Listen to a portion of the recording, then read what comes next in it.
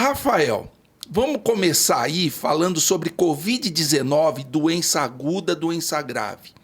Quais as principais complicações neurológicas observadas na Covid-19, doença grave? Aquele paciente que ficou grave, internado no hospital, o que se observou lá?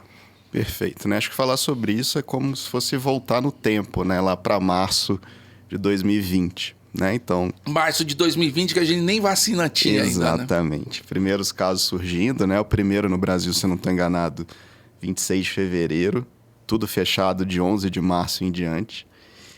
E aí a gente começou a ver o seguinte cenário, né? No hospital, uma ausência de pacientes chegando com AVC, um estranhamento nosso, AVC na fase aguda, poucos casos, mas AVCs intra-hospitalares sendo muito frequentes. Ah, quer dizer, os intra-hospitalares aumentaram muito, quer dizer, aquele paciente que estava internado ali com Covid, né? Aumentou muito em relação a quem estava chegando com AVC. Exatamente, né? Então lá no, por exemplo, no pronto-socorro... AVC é, digo, acidente, derrame cerebral. É, isquemia, né? Isquemia. Derrame, exato. Então era muito interessante porque a gente lá embaixo no pronto-socorro não recebia esses pacientes. Mas em contrapartida, pegando os internados da UTI, pacientes críticos, pacientes graves, a gente começou a ver esse tipo de complicação de forma frequente. E as publicações começaram a surgir nesse aspecto.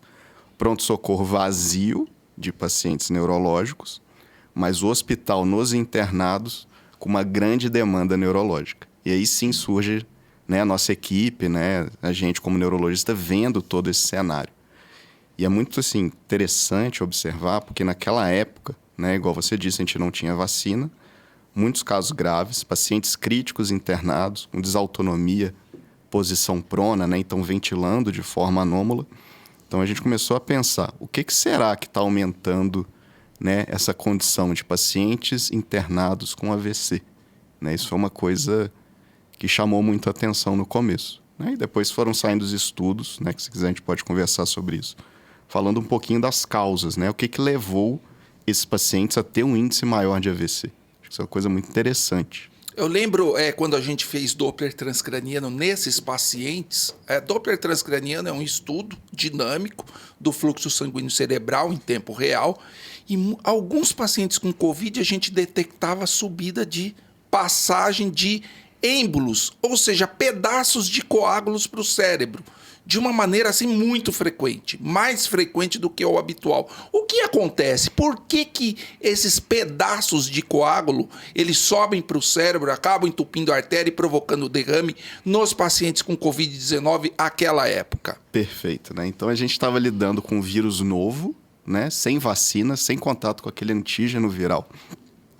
Isso gerava, a gente sabe, nos pacientes uma resposta imunológica desregulada. Né? O que é isso? Quando a gente tem, por exemplo, contato com o vírus da gripe, nosso sistema imune ele tem já uma memória daquele contato com o vírus, mesmo que seja um vírus de uma nova cepa, uma mutação, mas ele vai ter uma memória parcial e vai fazer uma resposta imunológica direcionada àquele vírus. Em relação ao Covid, né, apesar de a gente ter tido outros dois pequenos surtos em 2002 e 2012, a maioria das pessoas ao redor do mundo não havia tido contato com o coronavírus, né? Então, isso gerava um estresse imunológico, acho que muito exacerbado. Ou seja, o sistema imune da pessoa provocava uma reação imunológica totalmente desordenada, né? Em cascata, né? Acho que a gente pode falar até com um mecanismo de auto-perpetuação dessa resposta imunológica, ou seja, aquela resposta imunológica ela era retroalimentada, né? Isso muitas vezes a gente sabe que acaba que gera um estresse oxidativo metabólico tão grande, né? Por exemplo, na parede dos vasos, né? Na parede das artérias, que a gente chama de endotélio, isso muitas vezes vai ativar também cascatas de coagulação. E aí entra o que você via, muito interessante no Doppler transcraniano, né? Aqueles pacientes, provavelmente, que tinham essa alteração vascular muito significativa, com ativação imune, inclusive de fatores de coagulação, e tendo esses microêmbolos, né? Acho que essa deve ter sido uma das principais causas, mas acredito que tenha outras também.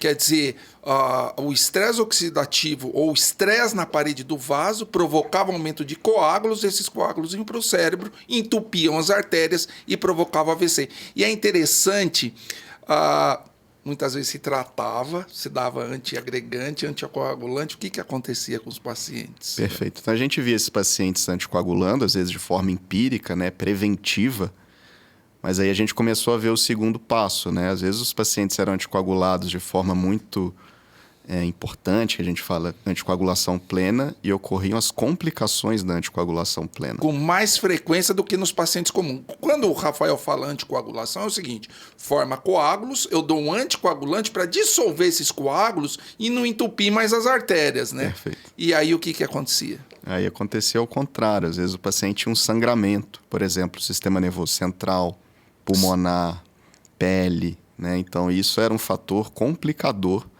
que foi visto também nas casuísticas, né? Vários artigos trouxeram, além do aumento da incidência de acidente vascular cerebral, de isquemia, né? Por causa do entupimento das artérias. Exato. Né? Também um aumento do acidente vascular cerebral hemorrágico, né? O sangramento no cérebro. E aí eu acho que também entra em conjunto, né? Além do anticoagulante, a gente sabe que o COVID, na fase aguda, também depois na fase tardia, ele tem um fator que ele pode causar uma desautonomia, né? O que é isso?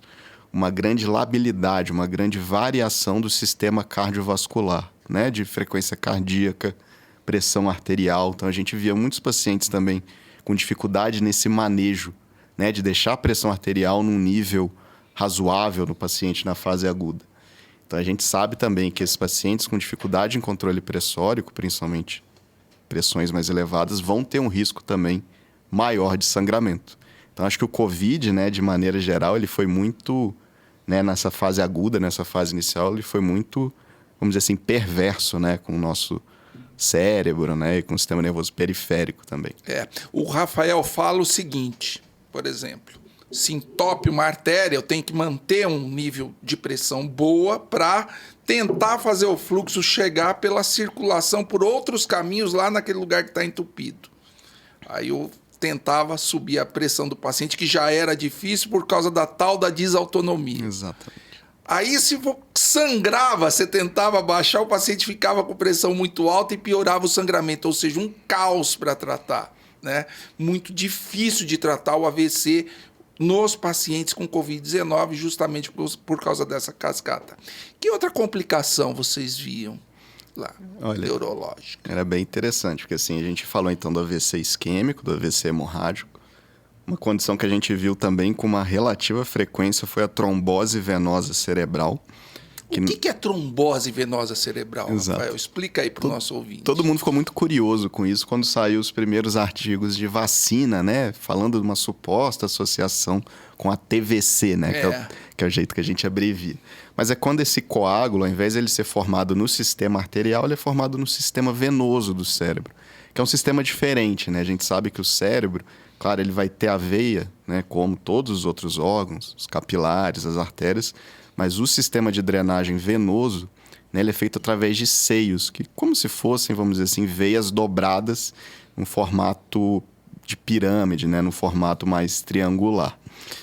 E um sistema também isento de válvulas, né? Então, o que a gente viu? Esses pacientes com aumento também dos fatores de coagulação, tendo quadros de trombose venosa cerebral, de coágulos no cérebro, né? E isso impede, muitas vezes, a drenagem do sangue do cérebro, né, para os outros órgãos e acaba gerando dor de cabeça, crise epiléptica. Às vezes o paciente pode ter um AVC secundário a essa trombose também, né, por congestão do sistema, né, o sistema não consegue drenar aquele sangue. Isso vai gerar uma alteração no parênquima, né, no tecido cerebral. Então isso foi também tema assim, de vários, né, artigos científicos, principalmente lá no início, mostrando série de casos como um fator complicador dos pacientes críticos, né? Lembrando, a gente vai estar falando muito aqui agora daqueles pacientes que estavam entubados na UTI, né? Entubados em ventilação mecânica, precisando de assistência respiratória. Só para exemplificar, a trombose venosa cerebral profunda, né? O fluxo chega, mas não sai. Exato. Se chega muito fluxo e você não tem escoamento num cérebro onde você tem uma caixa craniana fechada, começa a inchar, começa a dar problema. É a mesma coisa que você tem uma sala cheia de gente, uma entrada muito grande, entra muita gente e a porta de saída é uma só, né? Aí começa a ocorrer o quê? Um acúmulo de pessoas naquela sala. Caos. Um caos. E isso que acontece no cérebro na TVC. Exato. Eu lembro que o primeiro paciente com Covid que eu fiz Doppler transcraniano em coma era uma TVC.